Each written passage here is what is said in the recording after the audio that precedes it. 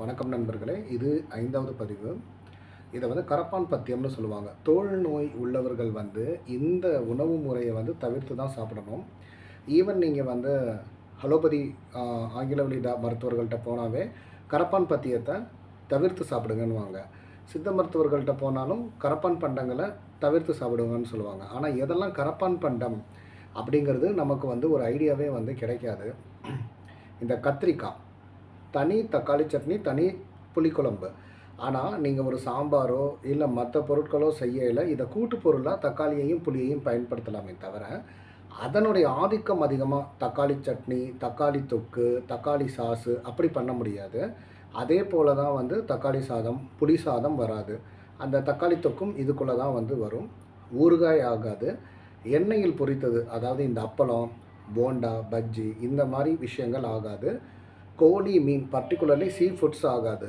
அசைவம் சாப்பிட விருப்பப்படுகிறவர்களுக்கு வந்து ஆட்டுக்கறி வந்து செட் ஆகும். யார்? தோல் நோய் உள்ளவர்களுக்கு. கம்பு, சோளம் கண்டிப்பாக ஆகாது. பக்கம் எண் 174 மற்றும் பக்கம் எண் 396 பதார்த்த குண சிந்தாமணி. இப்போ இந்த புக்கு இப்படி காமிச்சிருப்பாங்க. இதில் பார்த்தீங்கன்னா கம்பு, சோளத்தை பற்றின ஃபுல் டீட்டெயில்ஸ் உங்களுக்கு இருக்கும். இதை வாரத்தில் ஒரு நாள் சாப்பிட்றதே பெருசு. பட் நாங்கள் பெரும்பாலும் தோல் நோய் உள்ளவர்களுக்கு கம்பு, சோளத்தையும் பயன்படுத்த சொல்கிறது இல்லை.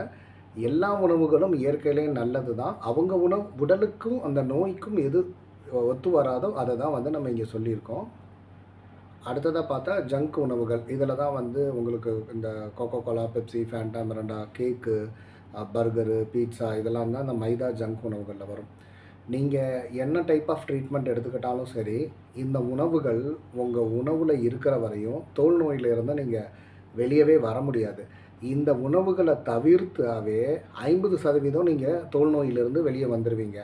மீதம் இருக்கக்கூடிய 50%க்கு நீங்கள் சின்ன மருத்துவம் பார்த்தாவே அது சரியாக போயிடும். முதல்ல ஒரு போட் ஆற்றுல ஓடுதுன்னு அப்படின்னா ஓட்டை விழுந்துருச்சுன்னா அந்த ஓட்டையை தான் அடைக்கணுமே தவிர நம்ம உள்ளே இருக்கிற தண்ணியை மொண்டு ஊற்றி பிரயோஜனமே படாது. ஸோ அதுதான் பக்குன்னு நம்ம சொல்லுவோம். இந்த பண்டங்களை உணவில் இருந்து தூக்கி நீங்கள் சின்னதாக எந்த ஒரு வைத்தியம் தோல் நோய்க்கு செஞ்சாலும் அது அற்புதமாக தீரும்.